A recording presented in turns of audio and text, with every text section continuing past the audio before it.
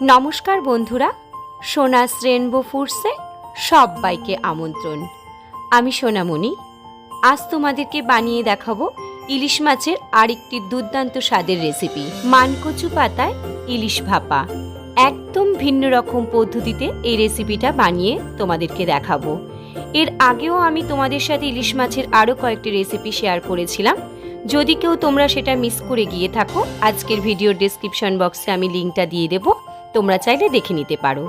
চলো আজকের রেসিপিটা শুরু করি। এই রেসিপিটা বানানোর জন্য আমি এখানে 6 পিস ইলিশ মাছ নিয়েছি। মাছটা ভালো করে ধুয়ে হাফ চা চামচ নুন, হাফ চা চামচ হলুদ দিয়ে আধ ঘন্টা মেখে রেখে দেব। ততক্ষণে মশলাটা বানিয়ে নিই। শুকনো খোলায় 2 টেবিল চামচ গোটা জিরে প্রথমে আমি ড্রাই রোস্ট করে নেব। গ্যাসের ফ্লেমটা মিডিয়ামে রেখে 4 থেকে 5 মিনিট জিরেটা আমি ভেজে নেব। জিরেটা ভেজে নেওয়া হয়ে গেছে, এবার সেটাকে নামিয়ে নিলাম। তারপর ওই কড়াইতেই দিয়ে দিচ্ছি 10 থেকে 12টা কাঁচা লঙ্কা। কাঁচা লঙ্কাটা একই রকমভাবে মিডিয়াম ফ্লেমেই ড্রাই রোস্ট করে নেব। একটু হালকা করে ভেজে নিচ্ছি। দেখুন, যখন লঙ্কাগুলো এরকমভাবে একটু আওয়াজ হবে, বেশ ভালোই লাগে, তখন ভাজাটা হয়ে গেছে, নামিয়ে নিতে হবে। এরকমভাবে যদি ইলিশ মাছের ভাপাটা বানানো যায় তাহলে কিন্তু দারুণ হয় খেতে। তোমরা অবশ্যই এইভাবে ট্রাই করো। তারপর অল্প অল্প জল দিয়ে প্রথমে জিরেটা ভালো করে একদম মিহি পেস্ট করে শিলনোড়ায় বেটে নেব। শিলনোড়ায় বেটে যে কোনো মশলা তৈরি করে যদি কোনো রেসিপি তৈরি করা যায়, সেই খাবার কিন্তু খেতে দুর্দান্ত লাগে। তবে এখনকার সময়ে শিলনোড়ায় বেটে মশলা তৈরি করার যুগ তো প্রায় উঠেই গেছে। তাও যতটা সম্ভব চেষ্টা করি শিলনোড়ায় বেটে মশলা তৈরি করে রেসিপি তৈরি করার। জিরেটা বেটে নিলাম। দেখুন, সুন্দর একটা মিহি পেস্ট তৈরি করে নেওয়া হয়েছে। জিরেটা তুলে নিয়ে ওই নোড়াতেই কাঁচা লঙ্কাটা একই রকমভাবে সুন্দর করে মিহি করে বেটে নেব। কাঁচা লঙ্কাটা কিন্তু অবশ্যই আপনাদের স্বাদ মতন ব্যবহার করবেন। আমি এখানে যেহেতু ভাতে ভাপাটা দেব, তাই একটু ঝালটা বেশি হলে ভালো লাগে। মিহি করে লঙ্কাটাও বেটে নেওয়া হয়ে গেছে। লঙ্কাটা এবার একটা পাত্রে তুলে নিয়েছি এখানে 2টো কচি মানকচু পাতা। দেখুন, একদম কচি মানকচু পাতাটা নিয়েছি, যে কচুর একদম মাথার উপরে যে পাতাগুলো থাকে, এখানে 2টো পাতা আমি নিয়েছি। আর আগে থেকেই মিনিকেট চালের ভাত আমি করে নিয়েছি। বড় বাটির 1 বাটি মতন ভাত আমি এখানে নিয়েছি। এবার একটা বড় মাপের কড়াই নিয়েছি, তার মধ্যে দিয়ে দিচ্ছি 5 টেবিল চামচ সর্ষের তেল। অবশ্যই কিন্তু এই রেসিপিটা বানানোর জন্য সর্ষের তেলই ব্যবহার করতে হবে। তেলটা গরম করে দিয়ে দিচ্ছি প্রথমে কাঁচা লঙ্কা বাটা। গ্যাসের ফ্লেমটা মিডিয়ামে রাখতে হবে। কাঁচা লঙ্কাটা একটু ভেজে নিয়ে দিয়ে দিচ্ছি এবার জিরে বাটাটা। জিরে বাটাটা দিয়ে গ্যাসের ফ্লেমটা একদমই মিডিয়ামে রাখতে হবে, রেখে একটু কষিয়ে নেব 3-4 মিনিট। এবার দিয়ে দিচ্ছি 2টো গোটা কাঁচা লঙ্কা। এটা অপশনাল, আপনারা চাইলে নাও দিতে পারেন। দিয়ে দিচ্ছি 1 চা চামচ হলুদ গুঁড়ো, স্বাদ মতন নুন আর হলুদ গুঁড়োটা দিয়ে 3-4 মিনিট একটু কষিয়ে নেব, যতক্ষণ না পর্যন্ত তেলটা ভেসে ওঠে। তোমরা হয়তো ভাবছো এই রান্নাঘরটা তো আমার নয়।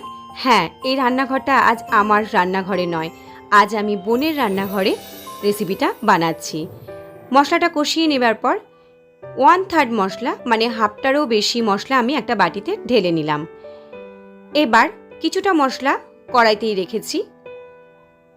কড়াইতে এবার দিয়ে দিচ্ছি কিছুটা পরিমাণে ভাত। সবটা ভাত আমি প্রথমে দেব না, ভাতটা আমি কিছুটা দিয়ে নিলাম। এবার একটু ফ্রাই করে নেব। গ্যাসের ফ্লেমটা কিন্তু মিডিয়ামেই রাখা থাকবে। ভাতটা মশলাটার সাথে ভালো করে একটু ফ্রাই করে নিচ্ছি। এই রেসিপিটা তৈরি করতে হলে এই নর্মাল চালের ভাত হলেই ভালো হয়।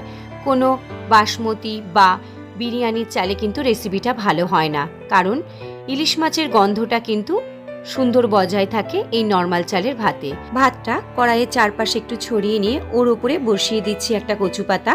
এবার কচু পাতার ওপরে আস্তে আস্তে সব মাছগুলোকে সুন্দর করে সাজিয়ে নেব। এই সময় কিন্তু গ্যাসটাকে অফ রাখতে হবে। মাছগুলো সাজিয়ে নেবার পর কষিয়ে রাখা বাকি মশলাটা মাছগুলোর ওপরে দিয়ে নেব। মশলাটা সব মাছের ওপর ভালো করে দিয়ে নিচ্ছি। হাত দিয়ে একটু মাখিয়ে মাখিয়ে প্রত্যেকটা মাছের ওপর মশলাটা দিতে হবে, যাতে প্রত্যেকটা মাছের মধ্যে মশলাটা সঠিক পরিমাণে দেয়া হয়। মাছের ওপরে মশলাটা মাখিয়ে নেবার পর ওই মশলার বাটিতে একটু জল নিয়ে অল্প অল্প করে জল আমি ভাতের ওপরে 4-5টা দিয়ে অল্প অল্প করে ঢেলে নিচ্ছি। তারপর একটা কাঁচি দিয়ে কচু পাতাটাকে একটু কেটে নিচ্ছি। এইভাবে কচু পাতাটা কেটে নেওয়ার কারণ হলো মাছের ওপরে স্টিমটা সুন্দরভাবে পৌঁছতে পারবে আর মাছটা ভালো সেদ্ধ হবে। তারপরে আরেকটা কচু পাতা ওর ওপরে চাপিয়ে দিলাম। কচু পাতাটাকে সুন্দরভাবে মুড়িয়ে নিচ্ছি চারদিকটা করে, যাতে কোনো দিকে ফাঁকা না থাকে। এবার বাকি ভাতটা এর ওপরে দিয়ে পুরো ভরাট করে নেব। সবটা ভাত 4-5টা কড়াই 4-5টা সুন্দরভাবে ভরাট করে নেবার পর ঢাকা দিয়ে গ্যাসটা এবার অন করে দেব। এই সময় গ্যাসের ফ্লেমটা লোতে রেখে 10 থেকে 12 মিনিট রান্না হতে দেব। 10-12 মিনিট পরে গ্যাসটাকে অফ করে নেবার পর আরও 10 মিনিট এইভাবে স্ট্যান্ডিং টাইমে রেখে দেব। 10 মিনিট স্ট্যান্ডিং টাইমে রেখে দেবার পর ঢাকনাটা এবার তুলে নিচ্ছি। পুরো তৈরি হয়ে গেল কচু পাতা ইলিশ ভাপা। চলো এবার দেখে নিই একটু কেমন হয়েছে। খুন্তি দিয়ে ভাতগুলোকে আস্তে আস্তে সরিয়ে নেব, সাবধানে সরাতে হবে যেন মাছগুলো ভেঙে না যায়। দেখুন কচু পাতাটা সুন্দর সেদ্ধ হয়ে গেছে, রংটাও কিন্তু খুব সুন্দর হয়েছে। এই কচু পাতাটা কিন্তু খাওয়া যায়, কোনো গলায়ও ধরে না, খেতেও বেশ ভালো লাগে। দেখুন পুরো তৈরি ইলিশ ভাপা। এবার একটা চামচের সাহায্যে আমি একটা পাত্রে সার্ভ করে নেব। একটু সাবধানে তুলতে হবে যাতে মাছটা ভেঙে না যায়। দেখুন সুন্দরভাবে তৈরি হয়ে গেছে ইলিশ ভাপা। একটা পাত্রে সার্ভ করে নিচ্ছি, সাথে এর মধ্যে দিয়ে দিচ্ছি আর একটু ভাত। এই রেসিপিটা খেতে কিন্তু অসাধারণ লাগে, তোমরা অবশ্যই ঘরে ট্রাই করো। কেমন লাগলো আজকের এই মানকচু পাতায় ইলিশ ভাপার রেসিপি তোমরা কিন্তু কমেন্টস করতে ভুলো না। যদি ভিডিওটা ভালো লেগে থাকে একটা লাইক আর শেয়ার করার অনুরোধ রইল। যদি তুমি আমার চ্যানেলের নতুন বন্ধু হয়ে থাকো চ্যানেলটিকে সাবস্ক্রাইব করারও অনুরোধ রইল। পাশে থাকা বেল আইকনটা অবশ্যই প্রেস করে রেখো, যাতে যখনই আমি কোনো নতুন ভিডিও দেবো তোমার কাছে খুব তাড়াতাড়ি পৌঁছে যায়।